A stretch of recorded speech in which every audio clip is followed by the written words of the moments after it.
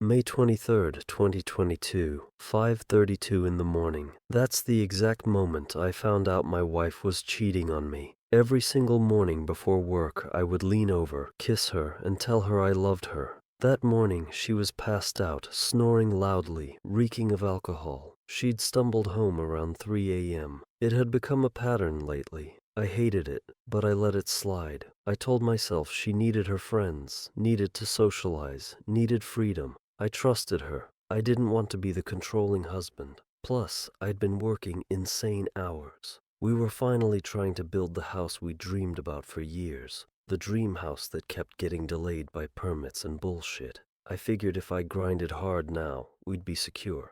I knew she felt lonely. I thought, a few late nights with friends, a postponed honeymoon. It's temporary. We'll get through it. Then I walked into the bedroom. Her phone was just lying there on the edge of the bed. I knew the passcode. I told myself I just wanted to prove I was being paranoid, that I was the bad husband for even thinking about checking, that I was wrong.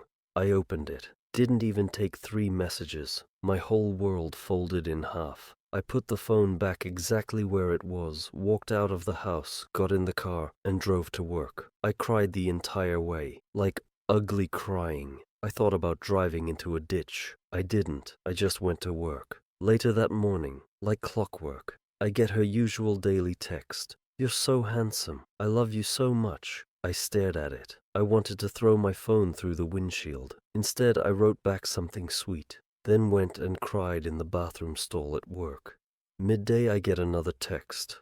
Unknown number. Just a few lines. She's cheating on you. I don't want to be involved. I just thought you should know.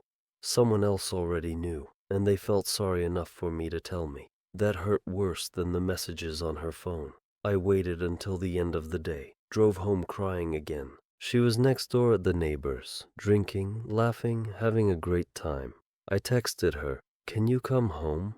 I still remember exactly how she looked walking up to our door. Tipsy, carefree, zero clue that everything was about to explode. I said, "I got a weird text today." Showed her the anonymous message. Asked straight up, "Are you cheating on me?"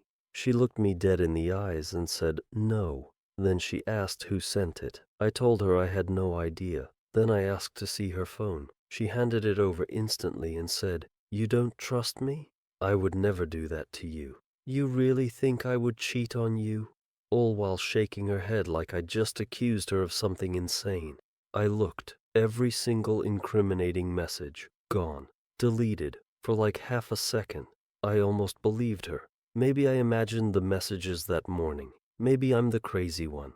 Then I looked at her and said quietly, "I read your phone this morning. You deleted everything. I know something's going on." That's when the story started changing. First it was, okay, the neighbor kissed me. I didn't want to tell you because it was just a stupid little mistake. I already knew from the earlier messages that it was way more than one kiss. She kept talking, eventually admitted it had been going on for weeks. Lots of kissing, heavy making out, but nothing below the belt, she said, and she swore she ended it 3 days earlier, May 20th. Except, I'd seen the filthy messages they sent each other at 4 a.m. on the 23rd, the same morning I found out. Every time she retold the story, it got worse. The next day, I tried to go to work. Lasted about 20 minutes before I had to leave. I was crying in front of my boss. He gave me the rest of the week off, no questions. That was the first time I seriously thought about ending my life. Not just a passing thought. Real, calm, this would be easier kind of thought. I sat in the car saying out loud, "I'm dying inside, and there's no one I can talk to." And then I drove back to her. We talked more. I begged her to just tell me the full truth. Turns out she'd brought the guy to her own birthday party, the one my parents threw for her at their house. She introduced him to my mom and dad. He's my distant cousin. My mom was so happy to see him. Hadn't seen him in years. That broke something else inside me. I realized I couldn't trust anything she said anymore. And worse, I realized she didn't really feel that guilty. Her loneliness, her sadness, her feeling unwanted. She used all of it as permission, and that's when it hit me. I'm in an abusive relationship. She had a horrible childhood, cheated on, assaulted, lied to. I never imagined she could turn around and do the same things to someone else. But she did, to the person she claims to love most. We kept talking, we cried, we held each other, we made love, which felt wrong, but I could see she desperately needed to feel wanted. And despite everything, I still wanted to give her that. We agreed to spend some time apart. Counseling is booked for Monday. I'm staying with my parents now. She asked me one thing before I left.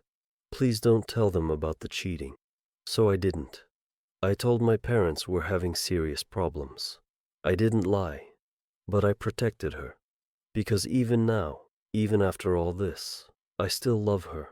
And I hate the thought of anyone, even my own parents, seeing her as a monster. I don't know what I'm going to do.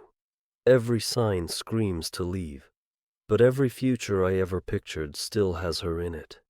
And that's why it hurts so fucking much. Writing this helped. If you've been through something similar, I'm sorry. And if you read all the way to here, thank you.